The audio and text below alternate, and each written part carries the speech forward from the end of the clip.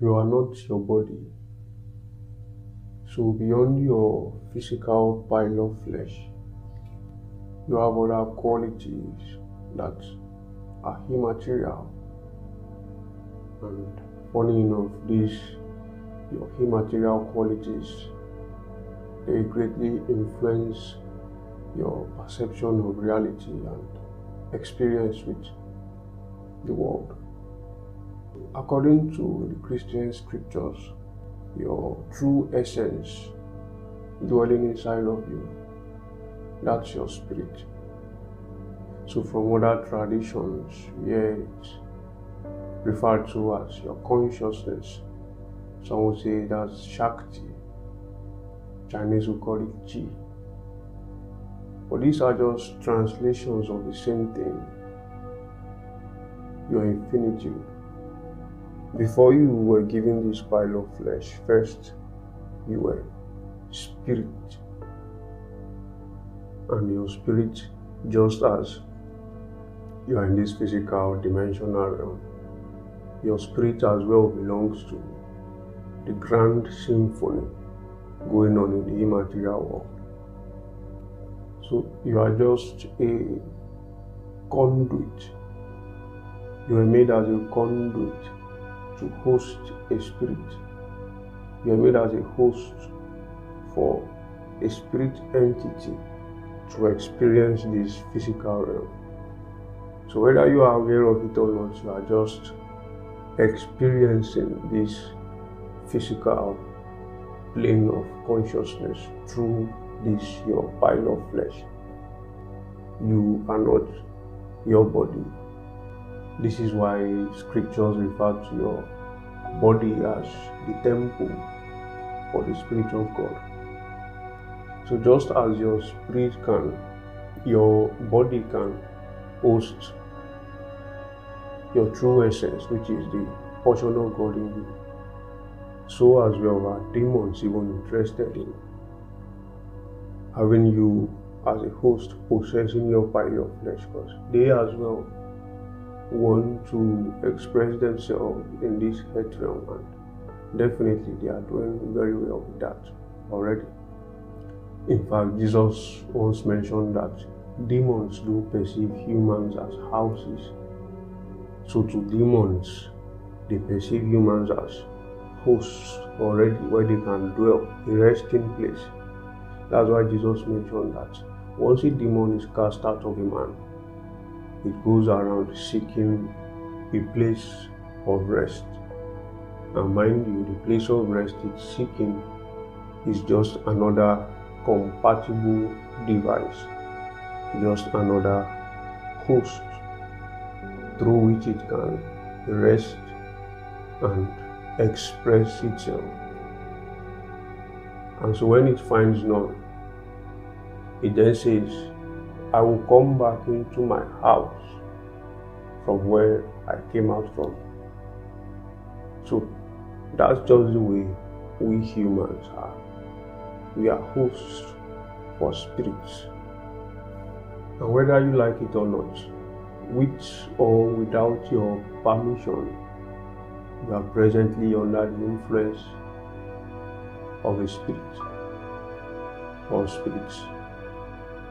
You are either living in a state of congruence with the portion of God in you, or in a state of disalignment, which can also be likened to manipulation. These entities that do obstruct alignment and also definitely ensure humans never come to a state of enlightenment. These are entities that have been codified in the Christian scriptures and spiritual perspective as demons, Beelzebub, devils, Satan. But according to the Hindu tradition, they are known as Rakshasas, even though they are not totally, their definitions are not totally compatible, similar. And from the perspective of Buddha, they refer to them as a force called Mara. So this is a thread that cuts through different spiritual perspectives and traditions. It's the same internal manipulation expressed through lips of different prophets in different times and different traditions, languages, and unique experiences. Just as demons crave to possess humans, also God as well is spirit, and in fact the whole essence of your existence is for Him to possess you, and that's all that God wants from you. But still, even though God dwells in all humans, God is asleep in most humans. This explains why Apostle Paul in Romans 8:14 once mentioned that for as many that are led by the Spirit of God, these indeed are the sons of God. Now that you know what your spirit is, now that you know that beyond your body you have a spirit, you should also understand that you have a mind. And through your mind you can easily tell the state of consciousness that you are presently in attunement with by the thoughts, the frequency of the thoughts flowing into your stream of consciousness. When Solomon mentioned that as a man thinks in his heart, so is he, he was not just referring to personality traits. The dominant thoughts in your mind reflects or translates the kind of spirit holding the wheels of your soul and manipulating you from within. In fact, thoughts are more like doorways that lead to the bosom of spirit entities. So once a thought seduces you and you comply, you open that thought, you enter that layer of consciousness and you keep dissecting it. What you are doing is you are internally transporting yourself to a different state of consciousness, and definitely other thoughts that correspond with that frequency would definitely slowly flow into your stream of consciousness. So before you know it, you already embody what led you to that very plane. This is why you are always conditioned day by day. You are always fed with thoughts seduced by the media, the songs that you love, the trends, the information you consume unconsciously on a daily basis. The grand conspiracy behind all this is that you just embrace those thoughts that you see on social media. Ensure that it messes with your energetic field. Ensure that you feed them with your energies. Slowly, till you are out of alignment with your true identity, and then you are alone and you are feeling lost. You are not without your phone and you are sitting without your phone, and it seems like the world is collapsing because you've lost your alignment to conditioning. Mind you, Paul once stated in the book of 2 Timothy 1 verse 7, he said, God has not given us the spirit of fear unto bondage, but God has given us the spirit of power, of love, and a sound mind. That's the Spirit of God. That defines the congruence that accompanies alignment with your higher self. So whenever you are not experiencing these stated qualities, just know for sure that you are being manipulated. So when a demon is manipulating you from within, all it just wants is to ensure that the lens through which you perceive reality is distorted. So you can live in a state of disalignment and keep reacting to things out of a distorted perception. This is why someone under the influence of the spirit of lust would always perceive the opposite gender that they are sexually attracted to as objects of pleasure. And such individuals, they could be walking on the road and just see a lady passing by, beautiful and attractive, and mentally they undressed the lady. This is a plague. This reflects or translates the spirit behind the sin. That's what happens when the spirit of lust is manipulating you from within. The same with fear. When you see someone under the influence of the spirit of fear, it's always as if they are against the whole world. Like the world is against them and trying to fight them and hit them up. So it's more like a contention. And just as dogs can perceive your frequency, we humans as well, we have this natural instinct to perceive the frequency of those that we encounter in our daily lives.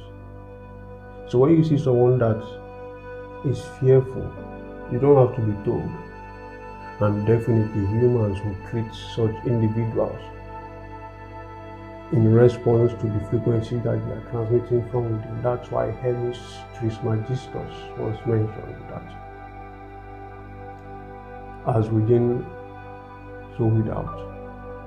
The state of consciousness that you are internally in attunement with would always determine your experience with the external world. So the world is not fixed.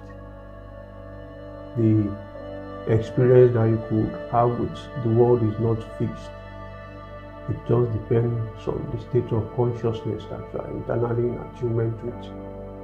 And you could either be in alignment, or you could be living a life that totally betrays your true destiny because you've been manipulated.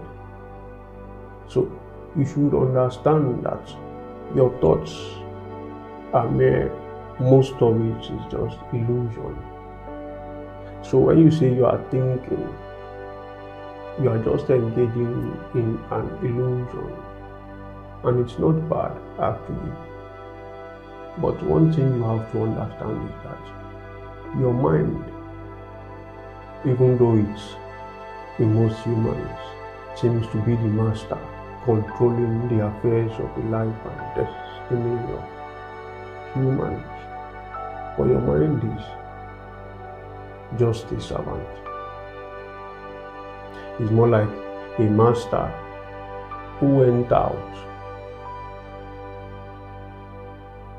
and left the whole house with a single servant to take control and keep the house. And so by the time the master returned, the servant has already taken full control of the house and has even brought in other servants. But due to the nature of the master, a very quiet and very calm individual is just observing, allowing the servant who has now assumed the post of a master to do as he likes. That exactly is how your mind and your heart are. Your heart, different traditions and perspective on spirituality refer to it as the seat of your intuition. So the heart is the instrument through which God communicates with you. That is the seat. That is where God dwells. That is how God communicates with you. So your mind is that servant that has now assumed the role of the master, and your heart which is the seat of your intuition, which is that place through which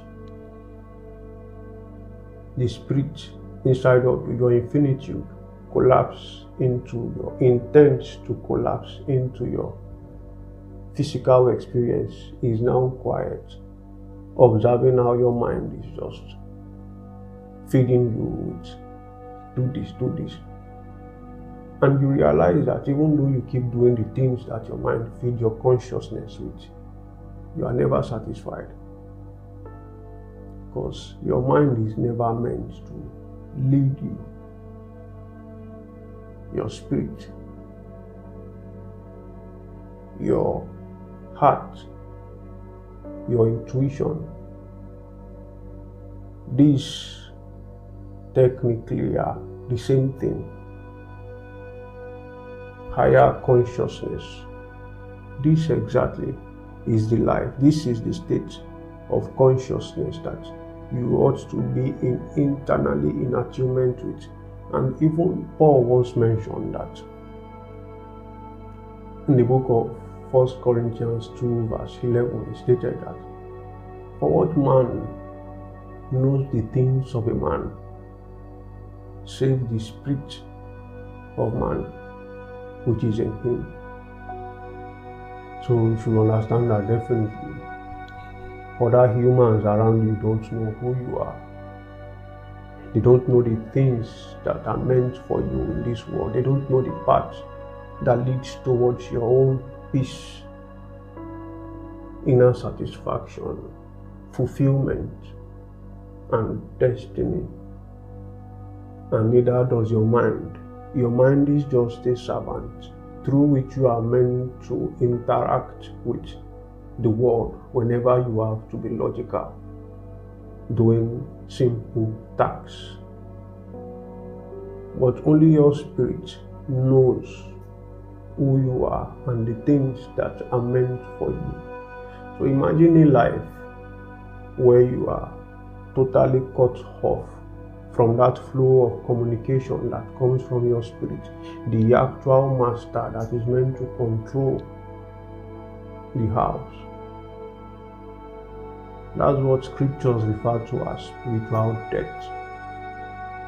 It is only when you found that hush within, that silence, that stillness that resonates with the frequency of the midnight vibration. That exactly is when you are in the presence of God, in alignment with the portion of God in you, your infinitude. All you have to do is to detach from the mental noise, not by being an introvert, detaching from everybody and going to a solitary place or going to Tibet. What you actually have to do is not just to detach from humans, but detach from the mental noise. And it's once you detach from that internal madness that you are actually in alignment. This is the essence of meditation. This is the essence of prayer. In fact, prayer and meditation collapse in such a very beautiful way. They have such a beautiful symphony that even Christian mystics would refer to prayer as, to meditation rather, as contemplative prayer. So it's more like you are just seated, ensuring that that mind of yours becomes still. Because intuition can only come from a still mind. When your mind is not still, definitely your heart, which is the actual master of your life, would be quiet and could even be transmitting frequencies, communication to you, but you are all around not even listening. You can't even pick that frequency because it's so still. That inaudible voice that knowing that just comes from within. It's only when you are in this state of conquest that you then begin to know the things that are meant for you as you interact. As you then, first of all, retreat and then return to the world and interact with the world, then you begin to know the things that are meant for you. That is what it means to be led by the Spirit.